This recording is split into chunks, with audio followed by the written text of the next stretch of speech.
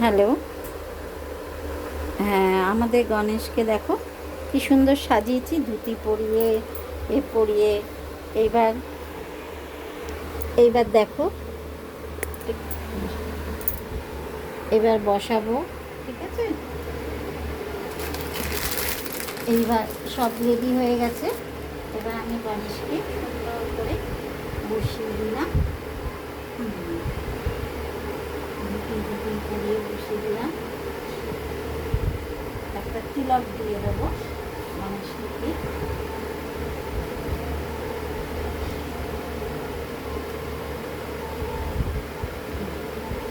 তিলকে দিয়ে দিলাম গণেশকে। এবার আস্তে আস্তে সব কিছু সাজাবো গণেশকে। দেখতে পাচ্ছ তোমরা? আসলে কি বলো তো, আমাদের এখানে নেটের এত প্রবলেম হয় না, ওই জন্য খুব সমস্যা হয়ে যায়। চেষ্টা করি যতটা পারি তোমাদেরকে ভিডিওটা দেওয়ার জন্য, ঠিক আছে? সবসময় যেন করতেও পারি না, কি করবো বলো।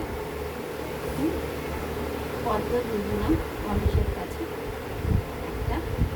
তারপর আস্তে আস্তে সব কিছু তোমরা ব্লগটা দেখতে থাকবে। আর কে কে বলবে তোমরা এরকম লিকের মতো সুন্দর করে গণেশ ঠাকুরকে স্নান করিয়ে আসনে বসাও, পুজো করো, ঠিক আছে? তোমরাও তোমাদের মা বাবাকে বলতে পারো যে আমরাও শিখবো একটু একটু করে পুজো। আমাকে কিন্তু শেয়ার করো, বলো, ঠিক আছে? চলো রাখলাম, আবার পরের ভিডিও তোমাদের দেবো।